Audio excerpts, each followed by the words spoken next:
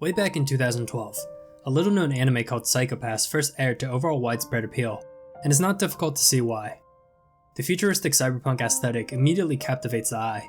However, it's the thought-provoking concepts of society that elevate Psycho-Pass above other anime and dystopian works of art.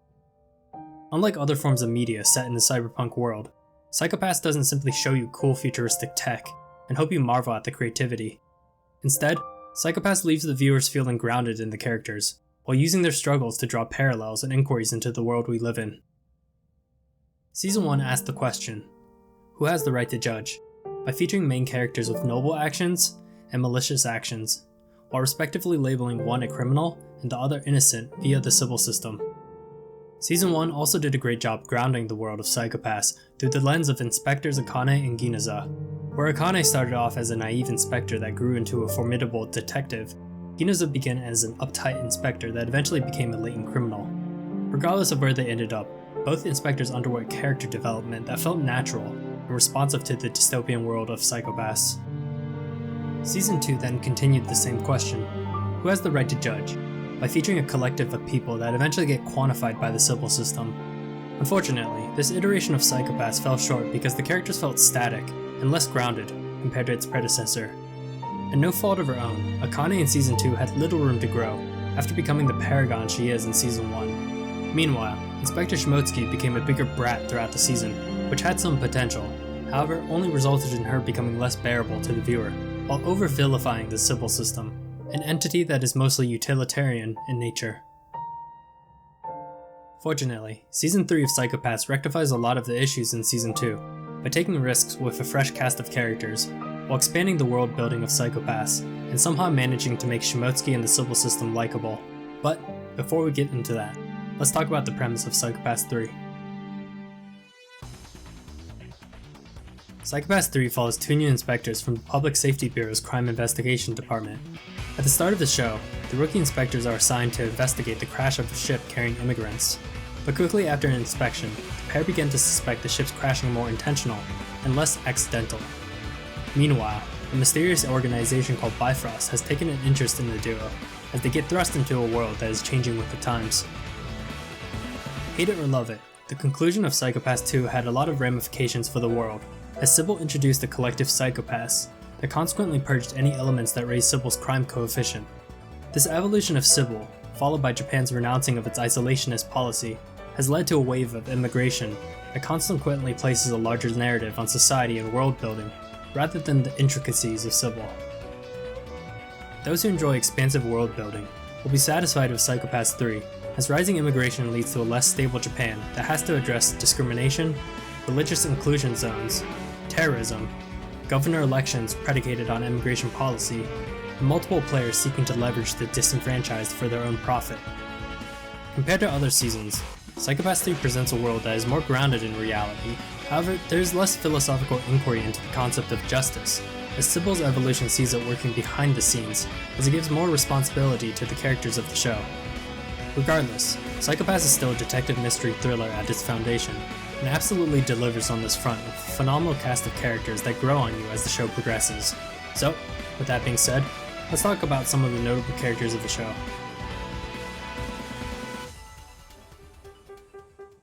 Where Psycho-Pass 2 was lacking in its characters, Psycho-Pass 3 more than makes up for it with a cast of characters that are representative of the quality we saw in Season 1. Like Season 1, the Enforcers play a large role in the narrative again, and feel less like the simple subordinates we saw in Season 2, and more like main characters with their own personalities and struggles. Of course, the characters of Psycho-Pass 3 excel in their own way, with a larger emphasis on character dynamics observed through developing team chemistry, while uncovering some spicy reveals throughout the show. First, we have Enforcers Irie and Tenma. Like most Enforcers, Irie and Tenma have relatively good detective instincts and excel in hand-to-hand combat. However, they are less obedient compared to previous Enforcers, and sometimes fail to follow orders while pulling pranks together. Like old fans of the show, our new Enforcers are also very apprehensive of the new Inspectors, as they engage in a little rookie hazing during their first assignment. However, Irie and Tenma come to respect the new Inspectors, as their developing chemistry with each other lead to some fascinating character interactions and reveals. Next we have Inspectors Kei Ignatov and Arata Shindo. Like their predecessor, Kei and Arata display a lot of aspects similar to Akane Tsunemori, with their unorthodox approach to handling the inspector job. Like Akane, both Kei and Arata are very hands-on with investigations, as it's typically expected for expendable enforcers to risk their life in psychopaths.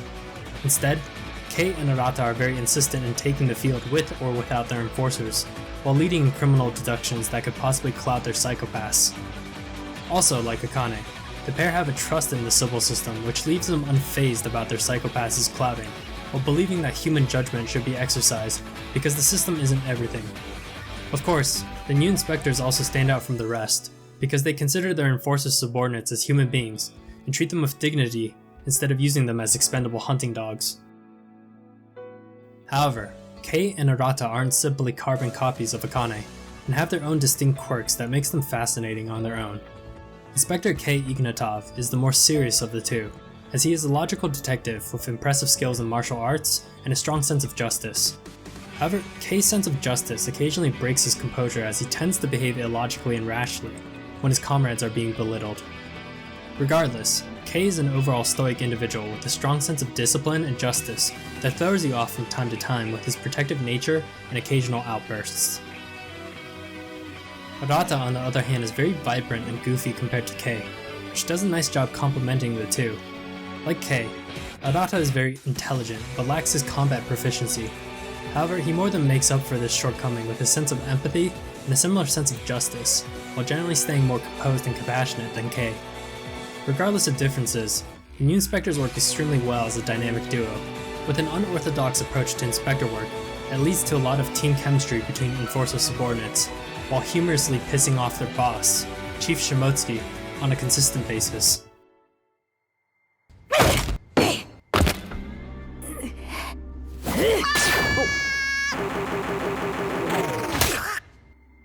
Just like the new enforcers, fans of the show will be a bit apprehensive to the introduction of new characters, but Psycho-Pass 3 does a great job in developing these characters while having a larger focus on character chemistry rather than individual emphasis. Of course, Psycho-Pass 3 is also cognizant that not every viewer is new to the series, and gives a lot of callbacks to previous seasons while featuring fan-favorite characters that will likely make you scream in excitement when you see them. Overall, Psycho-Pass 3 nails it out of the park with a new cast of inspectors and enforcers, while somehow rectifying characters you may have disliked from previous iterations.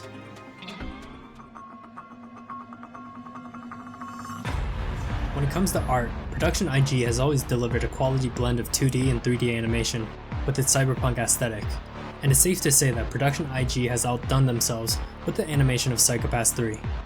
Like previous iterations, those that enjoy the cyberpunk genre will be enamored with the creative technological innovations of the future, while marveling at the high-tech cyber aesthetic that is juxtaposed with the low-life societal collapse of punk.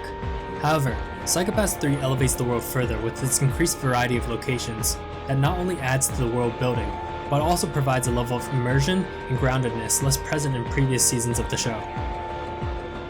Of course, Psycho-Pass is still Psycho-Pass, which means the action choreography is top-notch, with deliberate movements, calculated attacks, and logical outcomes.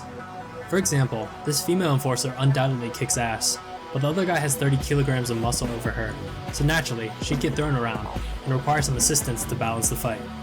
Another example is fighting a literal robot, that would probably require assistance for obvious reasons, and of course, getting your ass handed by Kogome, because it's Shinya fucking Kogome.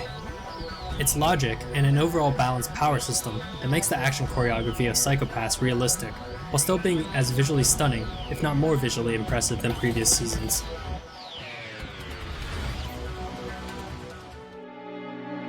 Psycho-Pass 3 has a level of quality almost equal to that of Season 1, but manages to carve out its own identity, which makes Psycho-Pass as a series feels like a show that is truly progressing with each iteration.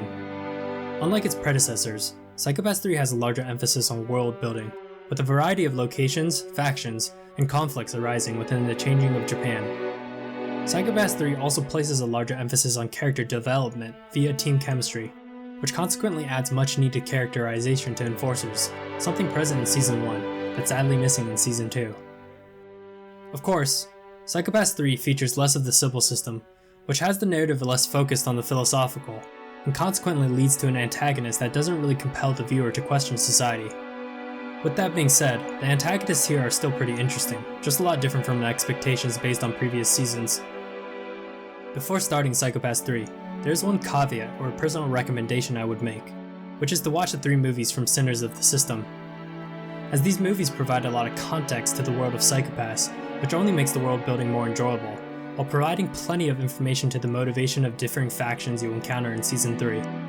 Also, you owe it to yourself, because Sinners of the System are simply amazing movies on their own.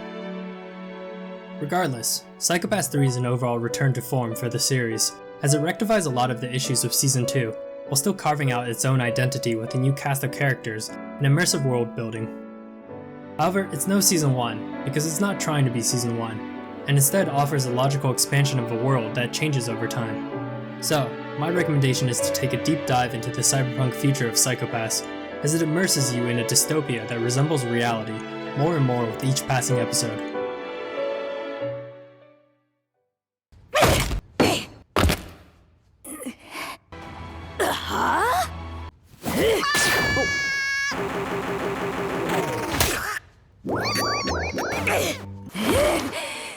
Konno baka